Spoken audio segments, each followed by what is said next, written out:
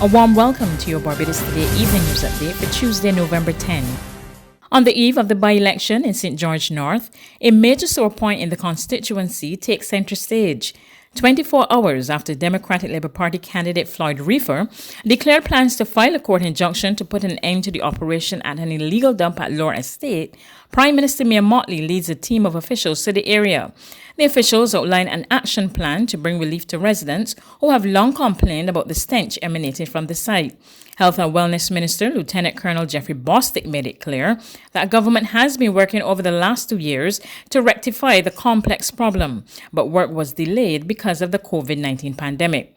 Bostic, who apologized to residents, revealed that government has enlisted foreign expertise to tackle the problem. I reached out again to the Pan American Health Organization, and they have agreed to assist us with a specialist out of Washington, D.C. to deal with air pollution, for example, in the area, because that is a particular expertise that we felt that we needed to get, along with the equipment that is required, and also to give a level of transparency to the residents who obviously by this time, would be frustrated. Head of the technical committee, Ricardo Marshall, disclosed that they've decided to tackle the issue in 3 ways. Looking at solid waste management, as Ronald has indicated, this is not an area that was prepared to receive waste, so it does not have a liner, it does not have the regular cap, and cells weren't prepared. So what we have proposed to do is to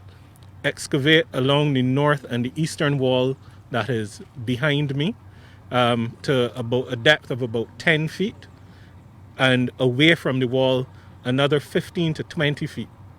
We're going to then do some compaction of what is under there, and we're going to put clay along the walls of the quarry so that you create that clay liner, which would prevent the movement of air and water into the cell. So you're trying to get that out of there. You will also then build up using topsoil and compacting that topsoil, come up in lifts, as we call them, or layers, up to the level that we're at right now. What we don't want to do is to disturb huge sections of the area where you've had settled waste, because when you do that, you're going to then get a lot more gases escaping at that point in time, and odors will then be difficult to control. Meanwhile, Attorney General Dale Marshall signaled that no legal action will be taken against Anderson Cherry, whose company is responsible for the dump at Lower Estate. Marshall, however, noted that Cherry, who has accepted full responsibility, will bear the cost of restoring the area. We are at the point where I am preparing a remediation agreement, which will, and we've already had discussions on it, and that remediation agreement will provide the legal basis without having to go to court, because that is an option. But at this point in time, I don't think that there's any reason why we need to pursue a court action against the entity, in as much as he has, in fact, admitted the wrongdoing and more importantly, has verbally agreed to take the steps that are required. So from my position as AG now, I have the responsibility of putting that legal framework in place. I expect to be able to do that within the very next week or two. And that framework will settle all of the required actions. Now, let me make it clear that we're not relying on the entity that created the problem to do any of the work. The fundamental principle about environmental impact is that it is the polluter who must pay. And the government of Barbados is adamant that the polluter in this instance has to carry every single bit of the cost of remediating this area. Prime Minister Mia Mottley knocked the Democratic Labour Party for raising what she called red herrings on the eve of the by-election. She insisted the issue at Lower Estate is a serious matter and not a political football, and government remains focused on addressing the matter. What I want to deal with is the substantive remediation of what has happened here, and that is what the government has been dealing with for the last 18 months. We would not be asking the Pan American Health Organization to send an independent person to deal with this if we were not serious about being held to account, not just for the sake of the government, but for the benefit of the residents. if we were not serious about it, we would not have Mr. Craig, Dr. Mwanza, what's your name again, sir? Alan Harvey. Mr. Harvey, and others on the committee that has been dealing with this issue. So that this has been an inclusive approach from the very first day by the government. And to the extent that you had Mr. Marshall now outline what are the actions being taken with respect to the solid waste, with respect to water, with respect to air quality, is because our first responsibility is to the people of Barbados to keep them safe. And to the extent that this dump, and let's go back, Minister Bostick, and all of them will confirm, this dump was operating from 2015 to 2018. And the question must be asked, why was it allowed to operate for 3 years without the appropriate lining, without the appropriate permission, without all of the requisite things? And now all of a sudden people have found a voice. All systems are go for tomorrow's by-election in the constituency of St. George North. According to the Electoral Office, 9,897 persons are eligible to cast their ballots. Supervisor of Elections Angela Taylor says election training, which was expanded because of the COVID-19 environment, is complete and all arrangements are in place. Taylor reminded voters that strict COVID-19 protocols will be in place and the wearing of masks, temperature checks, hand sanitizing and social distancing will be enforced to ensure the safety of electors and election workers.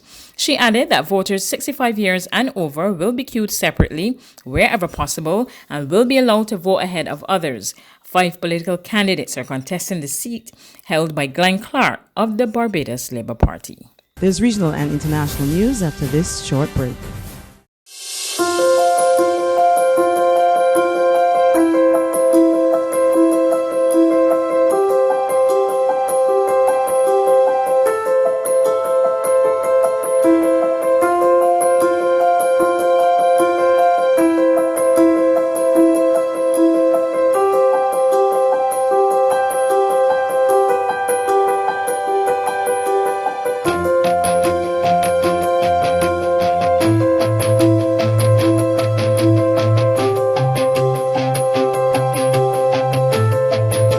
Barbados Today, news you can trust.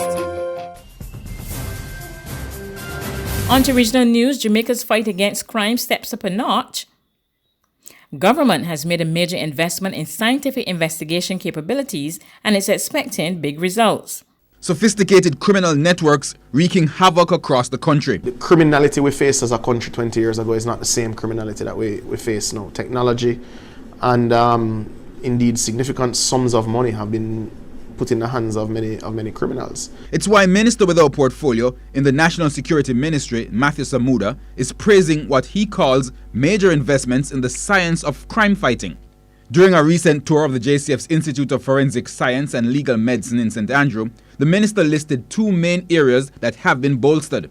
Firstly, the ballistic lab, which he says is the most modern in the region. Now that allows us and allows the police force to be able to truly investigate with the backing of science.